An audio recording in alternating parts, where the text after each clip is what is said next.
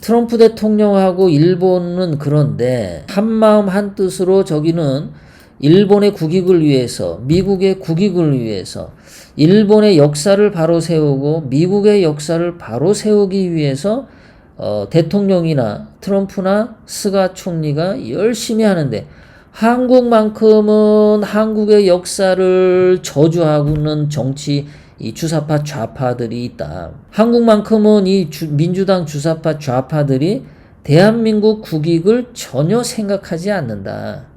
이 민주당 좌파들은 자기네들 그 좌파들 이익만 생각한다. 국민들의 이익은 전혀 생각하지 않고 있다. 자기네들의 그 빨갱이들 이익만 추구하고 있는 아주 사악한 놈들이다. 이상한 놈들이 지금 대한민국에 있는 거예요. 중국 공산당도 중국의 이익을 위해서 열심히 일하는데, 문재인만큼은 대한민국의 정체성이 없고 대한민국 역사를 지금 찢어버리고 있는 중이다. 자, 이인영이가 이런 얘기를 했죠. 한국과 미국은 냉전 동맹이다. 이런 싸가지 없는 소리를 떠들어대고 있는 거예요. 반미 선언을 하고 있는 거죠. 이인영이가. 거기다가 송영길이가 주한 유엔군 사령부라는 것은 족보가 없다. 즉 법적 근거가 없다. 그냥 나가라 이 얘기를 하는 거죠. 지금. 법률적으로 이거 문제가 있는 거니까 이거 없어져야 된다. 지금 이 얘기인데, 실질적으로 미국의 트럼프 대통령님은 주한 유엔군 사령부를 지금 강화시키고 있는 편이에요. 주한 유엔군 사령부가 좀 더 대외적으로 좋은 이미지로, 그리고 확고한 사령부로서 한반도에서 그 군사적 기능을 하기를 바라고 있습니다. 트럼프 대통령이 바라는 것에 대해서 송영길이가 죄를 뿌리는 거예요. 트럼프 대통령님이 하고자 하는 일을 송영길이가 지금 깽판을 놓으려고 이 소리를 떠들어댄 거죠. 이런 소리를 떠들어대는 거에 대해서 미국은 당연히 기분 나쁘죠. 자, 4.15 부정선거도 트럼프 대통령이 다 알고 있어요. 문재인이가 저지른 4.15 부정선거에 대해서 미국의 모든 정치인들이 다 알고 있어요. 이거 문재인이를 언제 날 잡아서 이거 타작 한번 칠까, 이거를 지금 생각하고 있는 거죠. 지금은 재선이 급하니까 좀 잠시 미뤄뒀을 뿐인 겁니다. 한국은 국가 이익을 추구하지 않아요. 이상한 나라가 됐어. 이상한 나라가. 박근혜 대통령님은 대한민국 국격을 높이고 대한민국 국익을 위해서 국정을 이끌으셨고, 또 대한민국 국익뿐만 아니라 대한민국 경제를 일으키 세우기 위해서 열심히 일하신 분이고, 정말 이분은 자기 개인의 이익을 전혀 추구하지 않으셨죠. 그 당시에 자유한국당인가요? 새누리당인가요? 새누리당 국회의원들이 우리가 여당인데 좀 먹을 것 좀 주세요. 우리도 좀 이익권 좀 갖자고요. 우리 청탁을 그렇게 해도 박근혜 대통령님이 그런 거를 인정하지 않았어요. 그런 것들을 인정하다 보면 나라가 썩으니까, 정권을 잡았다고 국회의원들이 이권을 나눠 가지면 국가가 피멍들고 국민들의 삶이 핍박해지니까 그것을 거부했었던 거죠. 그래서 국가의 이익만 추구했는데, 문재인하고 김무성, 유승민, 이명박 이런 놈들은 탄핵을 하면서 자기네들의 이익권을 지키려고, 자기네들의 밥그릇을 넓게 하려고, 자기네들의 밥그릇을 그 자식 새끼들에게 세습시키려고 박근혜 대통령님을 불법 탄핵시켰던 것들이죠. 자, 그래서 지금 문재인이 하는지 보세요. 온갖 지금 법치를 다 망가뜨리고 있죠. 법 지키는 게 없어요. 박근혜 대통령님 탄핵도 불법인데다가 탄핵 무효인데 지금 불법적으로 감금시키고 있죠. 정치 보복을 하고 있어요. 서재휘 하나를 위해서 지금 대한민국 국군의 군기가 전부 무너졌습니다. 뭐 이딴 놈의 나라가 다 있습니까? 이게 무슨 라이언 일병 구학입니까? 서재위 일병 구하기에서 대한민국 육군, 국군 뭐 50만 명이 뭐 집단 자살하기로 했어요. 군대는 군기가 엄정해야 된다라는 거 군대 생활 조금이라도 해본 사람들은 다 알잖아요. 군기가 빠졌다. 이게 얼마나 엄청난 큰 문제입니까? 군기가 빠졌다. 근데 서재위가 저 따위 짓을 하면서 대한민국 국군의 군기가 완전히 문란해졌어요. 거기다가 추미애가 지금 하는지 보세요. 얘가 지금 법을 지키나요? 하나도 안 지키면서 법무부 장관 자리에 앉아서 온갖 사법농단 다 부리는데 그것이 국가를 위한 게 아니라 문재인과 주사파 좌파들의 이익을 위해서 검찰을 해체시키고 있는 거죠. 부동산 정책을 아주 잘못해가지고 부동산 가격이 지금 초양극화가 됐어요. 집이 올라가는 집은 엄청나게 올라가고 떨어지는 집은 뭐 집이 없는 사람들은 그만큼 격차가 벌어져서 화가 나죠. 화가 나는 거예요. 국민들이 분열되어 있고 지금 분노감이 엄청나단 말이에요. 뭐 전세를 4년 동안 하도록 해 나가지고 어떤 사람은 나 이제 전세 안 살고 내 집 사가지고 이사 가서 내 집에서 좀 살아보겠다라고 전세 지금 현재 살던 집은 이사 간다고 주인에게 통보를 했고 그리고 집을 사서 가려고 계약을 걸었는데 그 새로 이사 갈 집에 전세 사는 사람이 나 4년 동안 안 나게 갔다고 뻗팅겨가지고 이 사람은 지금 오도 가도 못하게 중간에 있는 사람들도 있다라는 거죠. 이렇게 되니까 집주인들이 전세를 안 놓고 자기가 그냥 그 집에서 살아버려. 전세 물건이 없어. 그러니까 전세 물건이 없으니까 전세 하나 나오면 그냥 가격이 엄청 올라가는 거야. 전세도 얻을 수가 없어. 이렇게 지금 대한민국 국민들의 주거 환경을 아주 불안하게 만든 놈이죠. 청와대 비리는 어떻습니까? 대한민국에 국가관이 있습니까? 지금 대한민국 다 해체시켜가지고 중국 속국으로 만들려고 하잖아요.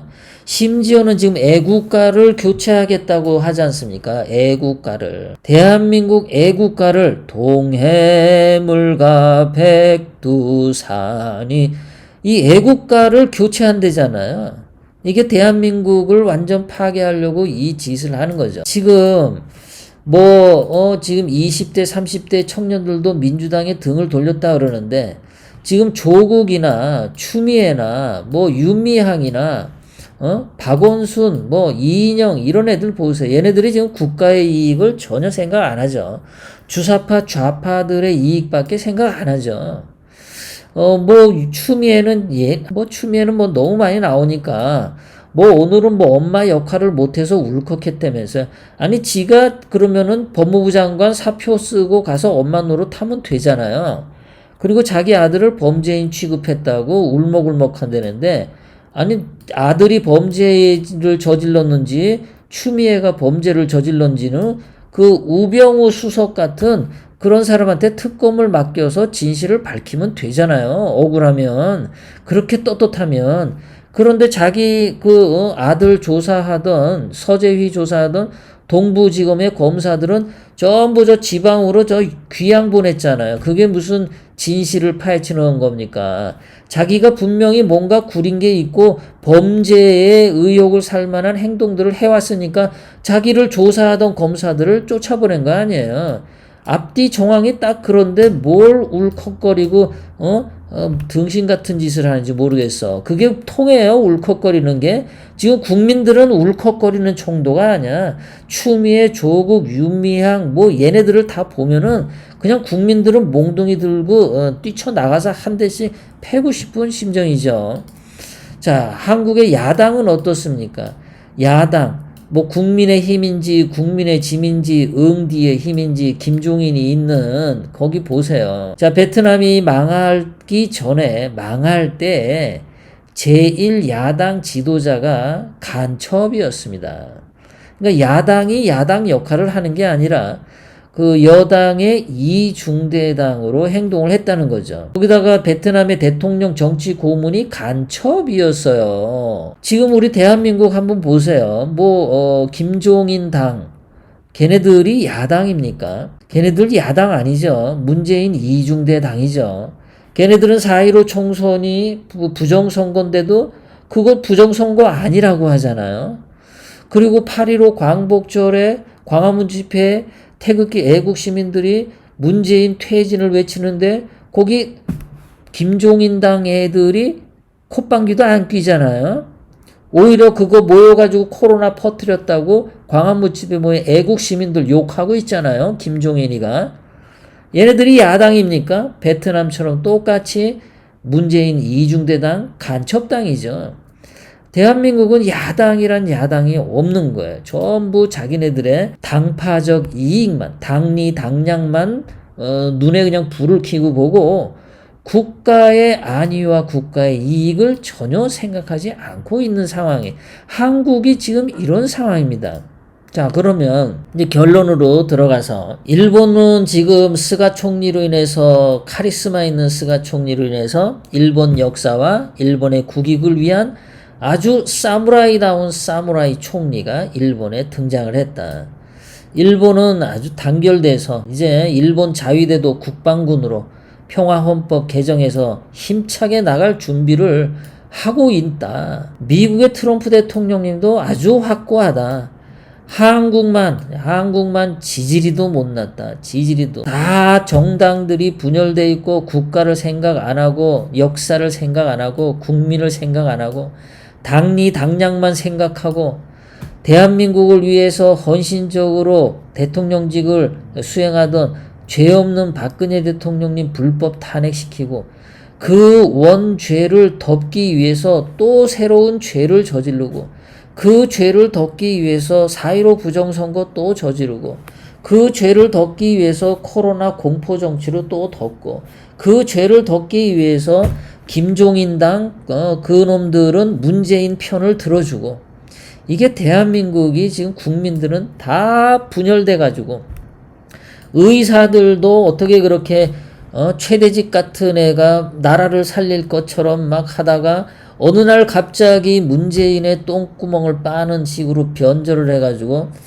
의사 선생님들 분열시키고 뭐 이쪽 그 태극기 애국 시민들이 문재인에게 대항하다 보면 꼭 누구 이상한 놈이 나와가지고 태극기 애국 우파를 분열시키고 전부 지금 국민들이 분열돼 있는 상태다. 누가 똑바로 하나 이 사람이 이순신 장군 같이 그렇게 내가 나를 따라라 이런 지도자가 지금 없는 상태죠. 나라가 대한민국을 지키고자 하는 우리 태극기 애국 시민들이 숫자는 많은데 이 힘을 묶어줄 만한 지도자가 없다라는 게 그게 우리들에게는 한 가지 약점이죠. 그것만 있다면 대한민국을 새롭게 이끌어가는데 아주 좋을 텐데 트럼프 대통령이 11월 달에 재선되고 난 뒤에 그러한 태극기 애국 세력을 이끌어가는 아주 카리스마 있는 지도자가 있다면 그런 사람이 트럼프 대통령하고 손잡고 문재인을 끌어내리는 일에 가면 트럼프 대통령도 얼마나 좋겠습니까? 우리에게는 정말 이 대한민국을 지키고자 하는 사람들은 많이 있다라는 거. 이것을 어떻게 효과적으로 조직화해서 올바른 리더가 끌고 가냐. 이게 굉장히 중요한데, 요즘 보니까 또 하여간 우파 내에 잡음들이 많습니다. 자, 한국은 이렇게 지금 형편없게 가고 있고, 자, 김정은은 거의 죽었다고 보는데, 하여간 여기는 그래도 미국과 손을 잡으려고 하는 미국의 트럼프 대통령 선거 끝나고 난 뒤에 뭔가가 결정할 것 같은 그런 분위기가 있죠. 자, 중국 같은 경우는 대한민국의 문재인을 아주 시다바리로 보죠. 문재인이는 저거 그냥 껌가스로 보는 거예요. 문재인이는 인간 취급도 하지 않아요. 아주 똥개 개돼지로 문재인을 보고 있어요. 그래도 문재인은 시진핑한테 중국 공산당에 무슨 빚을 많이 졌는지 찍소리도 못하고 계속 충성 선언을 하고 있죠. 엄청난 충성 선언을 중국에다만 하고 있어요. 자, 이렇게 대한민국이 정말 한심하게 가고 있는 거예요. 문재인이 그렇게 끌고 있는 거죠. 대한민국을 안 지키고. 자, 미래에 트럼프 대통령이 스가 총리에게 권한을 주고 일본 군대가 국방군으로 편제가 바뀌면서 일본 군대의 힘이 강해지면 트럼프 대통령은 일본에게 한국을 맡길 가능성도 있죠. 그리고 미국은 북한을 관리할 가능성도 있고 남한은 일본, 북한은 미국이 그렇게 서로 손을 잡아서 한반도를 관리할 가능성도 있다. 그런데 일본이 한국을 관리하게 되면은 또 반일 이런 것들이 생긴단 말이죠. 그러니까 일본도 상당히 조심스럽게 할 겁니다. 그런데 어쨌든 한국을 확실하게 제압하려면 결국은 미국이나 일본은 경제 제재를 하는 수밖에 없죠. 문재인이가 지금처럼 반미로 계속 나가고 친중으로 달려가는 것이 눈에 확실하게 지금도 눈에 보이지만 그것이 결정적으로 가기 전에 경제 제재를 통해서 문재인이를 또는 4.15 부정선거를 통해서 문재인이를 제재하고 문재인이를 끌어내릴 가능성은 상당히 높다라는 겁니다. 그러니까 우리가 비관적으로는 생각이 안 되는데 미국하고 일본이 한반도를 중국한테 넘겨주지 않는다라는 것 때문에 근데 문제는 좀 전에도 말씀드렸지만 우리 태극기 애국 세력들은 숫자가 엄청 많은데 그것을 이끌어갈 카리스마 있는 지도자가 없다라는 것. 그게 우리에게는 가장 큰 문제죠. 그것만 있다면 문재인 끌어내리고 대한민국을 자유민주주의 국가로 정상화하는 거 시군죽 묶이죠. 물론 우리 박근혜 대통령님을 감옥에서 석방시켜서 청와대로 복귀시키면 됩니다. 되는데 거기에 걸맞는 그 박근혜 대통령님을 이렇게 보필해 줄 수 있는 그런 인재들이 많아야겠죠. 자, 아베 총리에게는 스가 관방자가 같은 사람들이 있어서 아베 총리를 최장수 일본의 총리로 만들어주고 스가 장관은 자기도 최장수 관방장관이라는 명예를 얻었어요. 아주 아름다운 관계죠. 이런 관계가 우리 박근혜 대통령님이 청와대로 복귀했을 때 거기에 걸맞는 카리스마 있는 스가 장관과 같은 그런 인물이 박근혜 대통령을 보필해서 대한민국의 좌파들을 깨끗이 청소하고 자유민주주의 대한민국으로 회복시키는 그런 희망이 그것도 있습니다. 그것도 가능해요. 아직 우리 눈앞에 펼쳐지지 않았지만은 그러한 일이 자유민주주의 대한민국에선 최고의 해결 방법이기 때문에 그때는 5.18 광주 그 사건도 진실을 국민에게 알려가지고 그 전라도를 기반으로 한 민주당의 그 오랫동안의 거짓 선동을 이걸 완전히 깨부셔야 되는 거예요. 그리고 4.15 부정선거 이걸 가지고도 완전히 깨부셔야 되고 세월호 진실도 그걸 공개를 해가지고 완전히 그 세월호에 빌붙어가지고 사기 쳐먹던 나쁜 놈들을 싹 다 정리를 해버리는 거죠. 그래서 대한민국의 역사를 새롭게 다 편성을 해야 됩니다. 학교의 선생들 중에서 정교조에서 무슨 5.18 민주화다 어쩌다 떠드는 놈들은 그거 싹 다 정리를 해야 됩니다. 공무원 중에서도 정치 단체에 가입해가지고 하는 공무원들, 그리고 공무원 노조 이거 싹 다 없애버려야 돼. 그 공무원 노조가 뭐 필요합니까?